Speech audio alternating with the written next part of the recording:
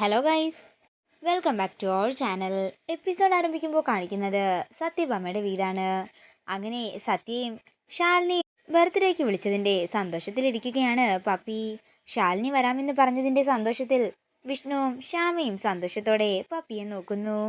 ഇനിയിപ്പോൾ പപ്പിമോൾക്ക് ഭക്ഷണം കഴിക്കാമല്ലോ എന്ന് പൊന്നി ചോദിക്കുമ്പോൾ അതിങ്ങ് കൊണ്ടുവരാൻ പറഞ്ഞുകൊണ്ട് പപ്പിക്ക് വാരി കൊടുക്കുകയാണ് സത്യഭാമ. തുടർന്ന് ഭാമ മനസ്സിൽ പറയുകയാണ്, ഇവർക്കൊക്കെ ഒരു വിചാരമുണ്ട് സത്യഭാമയെ തോൽപ്പിച്ചെന്ന്. നാളെ ആ ശാലിനി ഇങ്ങ് വരട്ടെ, അവളെ അടിവേരോടുകൂടി പറിച്ചെറിയുന്ന ദിവസമാ നാളെ എന്ന് പറഞ്ഞുകൊണ്ട് മനസ്സിൽ ചിലതെല്ലാം കണക്ക് കൂട്ടിയിരിക്കുകയാണ് സത്യഭാമ. നേരം പുലർച്ചെയാകുന്നു. പിന്നീട് കാണിക്കുന്നത് പിറന്നാൾ ആഘോഷത്തിന്റെ ഒരുക്കങ്ങളെല്ലാം നടത്തിയിരിക്കുന്ന സത്യഭാമയുടെ വീടാണ്. സത്യയുടെയും പപ്പിയുടെയും ഫോട്ടോയും പേരും ഒരുമിച്ചുള്ള പോസ്റ്ററാണ് ഹാളിൽ തന്നെ തൂക്കിയിട്ടുണ്ടായിരുന്നത്. പിന്നീട് കാണിക്കുന്നത് വിഷ്ണുവിനെയാണ്. ശാലിനിയെക്കുറിച്ചുള്ള കാര്യങ്ങളെല്ലാം ആലോചിച്ച് സന്തോഷത്തോടെ വിഷ്ണു നടക്കുമ്പോൾ അങ്ങോട്ടേക്ക് കാർത്തിക വരികയാണ്.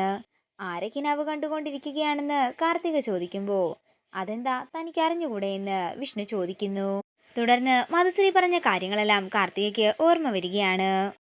തുടർന്ന് വിഷ്ണുവിനെ നോക്കിക്കൊണ്ട് കാർത്തിക മനസ്സിൽ പറയുകയാണ്, വിഷ്ണുവേട്ടൻ്റെയും ശാലിനിയുടെയും ജീവിതം തകർത്തിട്ട് ഈ കാർത്തികയ്ക്ക് ഒരു ജീവിതം വേണ്ട മധുശ്രീ.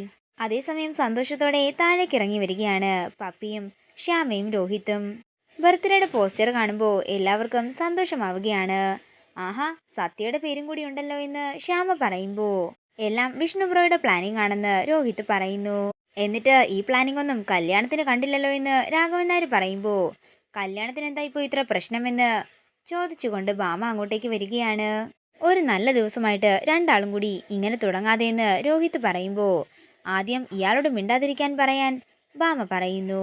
അപ്പോഴാണ് ഭാമ പോസ്റ്റർ ശ്രദ്ധിക്കുന്നത്. തുടർന്ന് ഭാമ ദേഷ്യത്തോടെ രോഹിത്തിനോട് പറയുകയാണ്, എവിടെയൊക്കെ ആ സത്യയുടെ പേര് എഴുതിയിട്ടുണ്ടോ അവിടെ നിന്നൊക്കെ എത്രയും പെട്ടെന്ന് ആ പേര് മായ്ച്ചു കളഞ്ഞോണം. ആ ജന്തുവിൻ്റെ പേരിനൊപ്പം എൻ്റെ പപ്പിമോളുടെ പേരിരിക്കുന്നതിനേക്കാൾ വൃത്തികേടായി മറ്റൊന്നുമില്ലെന്ന് ഭാമ ദേഷ്യത്തോടെ പറയുന്നു. സത്യാമ്മേ, സത്യയാണോ ജന്തു എന്ന് വിളിച്ചതെന്ന് പപ്പി ചോദിക്കുമ്പോൾ നിന്റെ സത്യാമ്മയ്ക്ക് വിവരമില്ലാത്തതിൻ്റെ ആണെന്ന് രാഘവൻ നായർ പറയുന്നു. അതേസമയം ഗസ്റ്റുകൾ ഓരോരുത്തരായിട്ട് പിറന്നാൾ ആഘോഷത്തിന് വന്നിരിക്കുകയാണ്. സത്യഭാമ എല്ലാവരെയും സന്തോഷത്തോടെ അകത്തേക്ക് സ്വീകരിക്കുന്നു.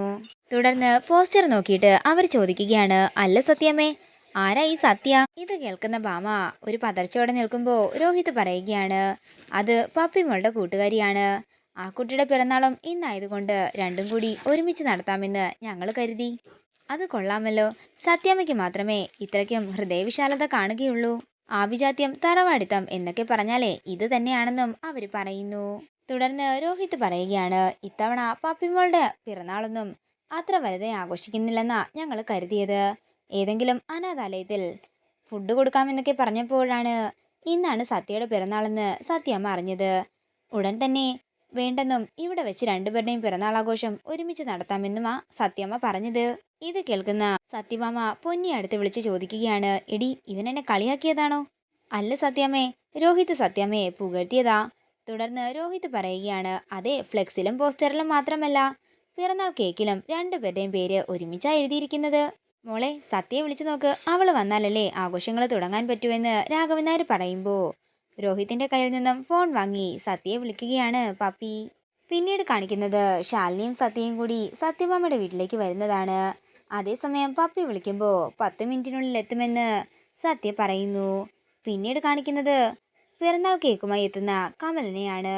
അതേസമയം ശ്യാമ മുകളിലേക്ക് പോകുമ്പോൾ ശാരദാമ്മ ശ്യാമയെ വിളിക്കുകയാണ്.